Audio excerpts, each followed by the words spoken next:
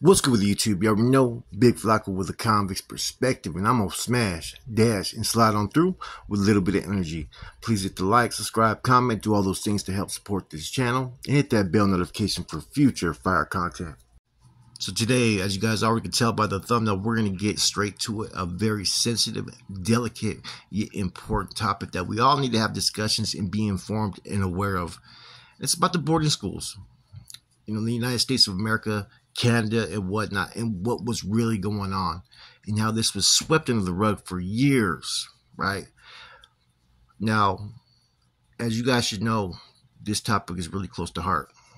I have a wife who's 100% Native American, Apache, and Navajo, if you guys didn't already know this. My grandma was Native American.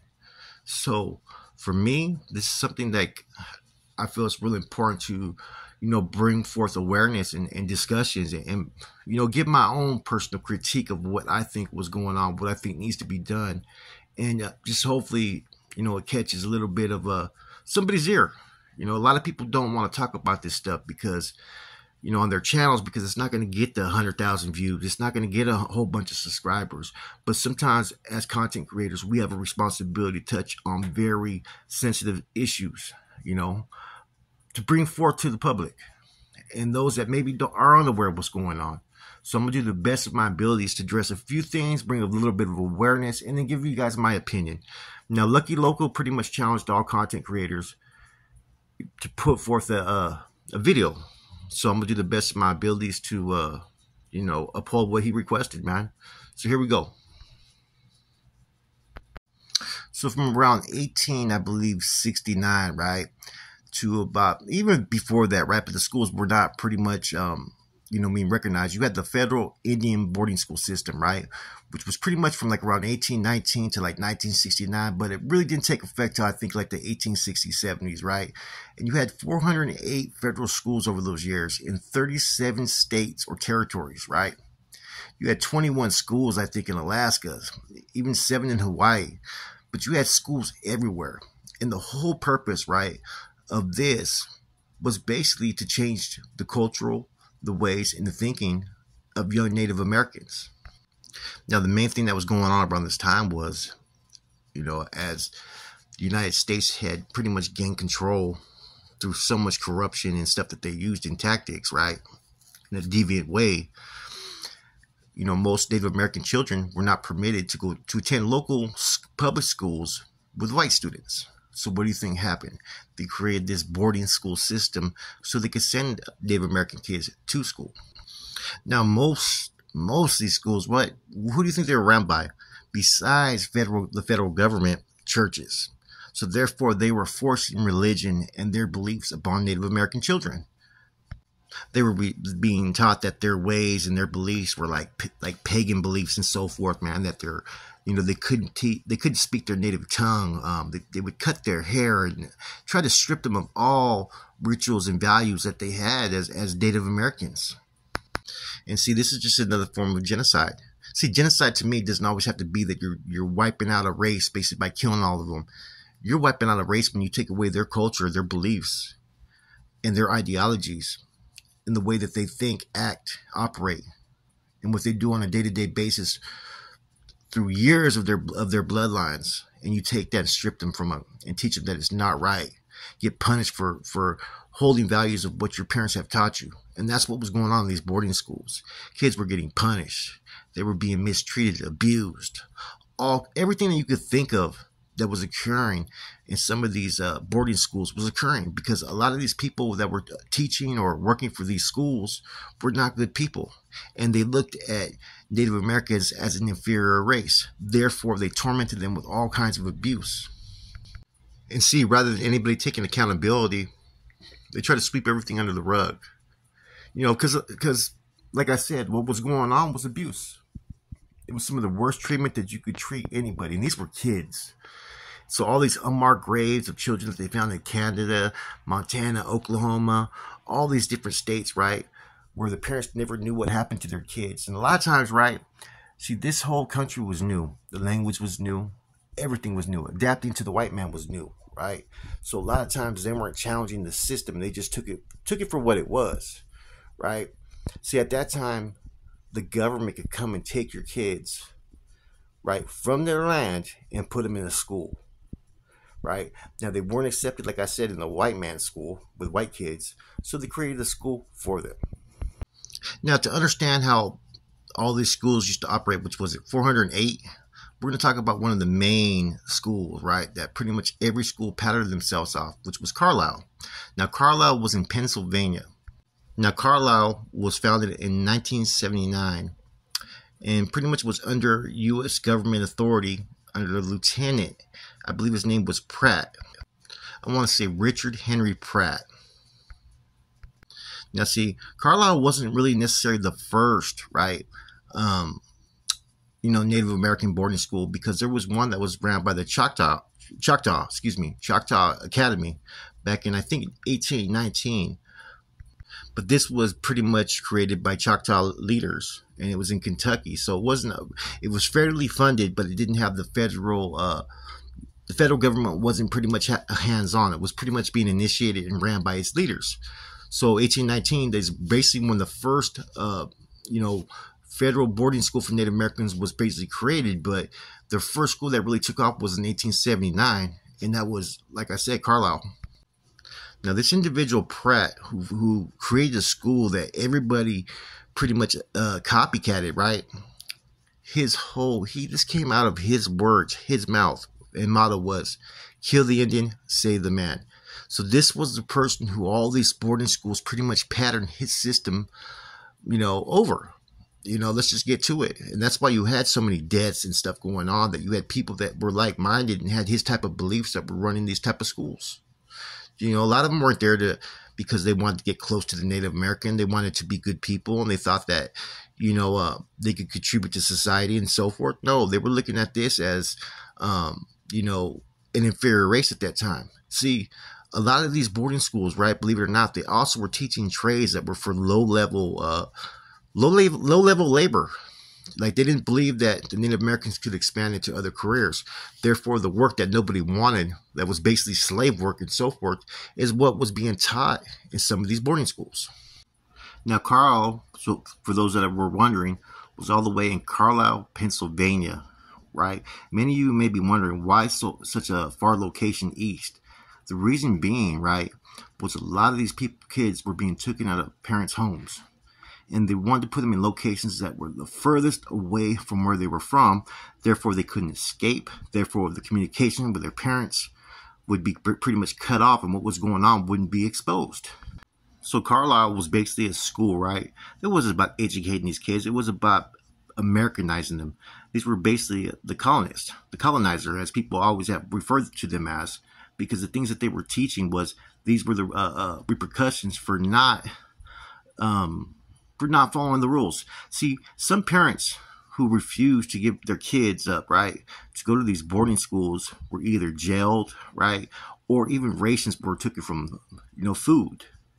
And see, this was a time when certain territories were being given and land was being given to certain Native Americans to, resolve some of the issues that they had at that time. And those areas were always the areas that had some of the worst, places for crops and food. So therefore, they had to rely upon the government sometimes for rations. And see, there was people, even tribes. I believe in 1957, I think the Hopi Nation, like 18 of its elite members within its council and so forth, were jailed in Alcatraz for refusing to send Hopi kids to boarding schools. Now, more than 180 kids at the Carlisle boarding school, died over those years from malnourishment, tuberculosis, other diseases, right?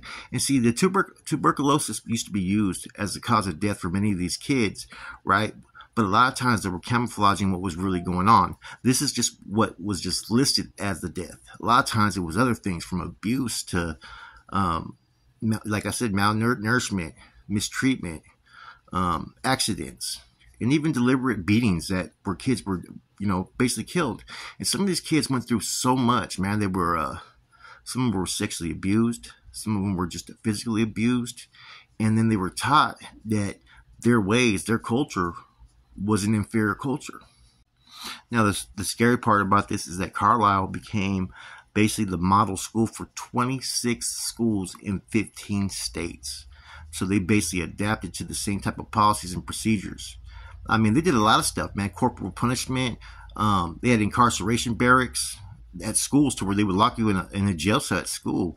They would do things like public shaming people, like put them right there in the front street with signs like I'm an idiot, I'm stupid, you know what I'm saying? Whatever it may be, they did all kinds of things, man. It depended upon who was running these schools and what they wanted to pretty much render as discipline to some of these students.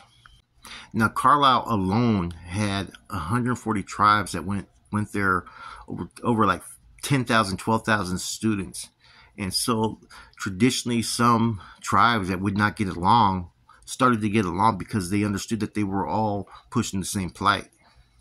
Now, other things that were going on in these boarding schools, right, besides abuse and violence, right, some of the educators, the teachers, would rename the children with, English names. Some of them were forced to cut their hair, and their religion was pretty much excluded, permanently. That's why a lot of natives have Christian beliefs, was because of these boarding schools. Now, they demanded all kinds of labor from some of these, children. It's like that they were being treated like they were non-existent, like they were not important. And now, over the years, a lot of these, cemeteries for some of these children are being found now. People at times, right, parents would wonder whatever happened to their kids, and they were never given an explanation. And they're finding like hundreds of unmarked cemeteries and graves that were on these boarding schools, man. As I said, the whole goal was the immersion of the white man's beliefs upon these people. That's what the ultimate goal was. Now, check this out. This is something that you guys don't know. Carlisle boarding school, at one time, Glenn Pop Warner was basically a football coach there. So all these leagues you hear, we got Pop Warner football and so forth, right? He was a football coach at one of the most, corrupt and abusive schools that there was at that time. So that says a lot potentially about the man, Glenn Pop Warner. Now I'm gonna tell you something about this school, right, Carlisle. Only 8% of the students that passed through there over the years graduated. Only, like I said, 8%. That's not that many at all. I think 20% ran away, and a couple hundred, like I said, passed away. Now, an investigation revealed that 53 schools had marked or unmarked burial sites at their school locations, with over 500 deaths. And these are just the ones that they found so far. Now, these schools weren't just being, not all these schools just adapted to the Christian, philosophy or Christian beliefs. I think you had 84 out of 408 schools that were actually being ran by Catholics, right? Which kind of makes sense because the Catholics were also known as part of the colonizer that pretty much went rampant all throughout the South Americans, the Philippines, and some of the islands in Puerto Rico and so forth, that were forcing religion and so forth upon the natives there. Now, all this went all the way to like 1969. And see, that's the unfortunate thing about this, what people don't talk about, is that the Native Americans, right? If you've ever been around any Native American families that have, really close roots to their, reservation, their families and so forth, they're very private people. They keep things in-house. They don't like to expose their personal issues. Therefore, it's hard to be exposed after all these years. A lot of times it was best to keep quiet, right? Now, as of the last 30 years, 20 years, I'm going to say, right? You see that there's a lot more Native Americans who are trying to bring back their roots, their culture, and they're more vocal to have, a voice in all this. They're not going to just sit there and be quiet and sweep it under the rug. And, I think it was real important for that teacher a couple years ago who turned in that other teacher and put it on the internet. I think the homie Hangout had a pretty good interview with her, man. And it was about the one teacher making fun of, Native Americans by doing the crazy, a powwow dance or some type of dance in her classroom, and was pretty much mocking the culture and stuff, right? One of the most pure and righteous, culture beliefs of the Native Americans is the earth, the land, the waters, all the Mother Nature. They really believe in that.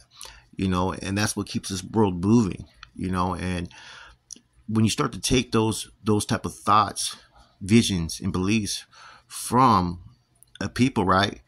You're going to have years later when they start to learn the truth, you're going to have a lot of people who have some type of hostilities and animosity, and deservingly so, and as a people, you can't change the past. Let's just keep it 100, right?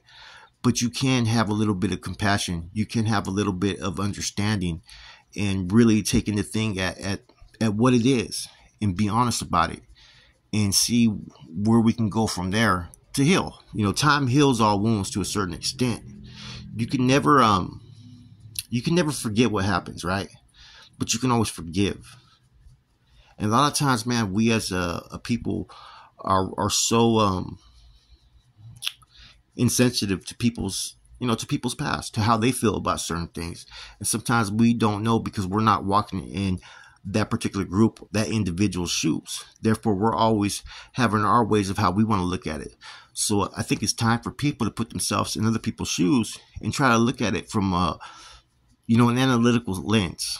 Look at the whole picture, and when you get that, you have an understanding. When you have an understanding, you can sit there and find ways to move forward and heal. And see, the worst thing that we've seen is a lot of these groups have tried to sweep all this shit under the rug. These boarding schools were fucking basically a form of attempting to genocide the Native American people. And our public schooling system has to be held accountable. Our government has to be accountable because for so many years, our schooling system has tried to, give us the history of what they want us to believe. How they want to spin the narrative, what they want to create as far as what happened. And a lot of times you're going to find a lot of false information when you go to public schools.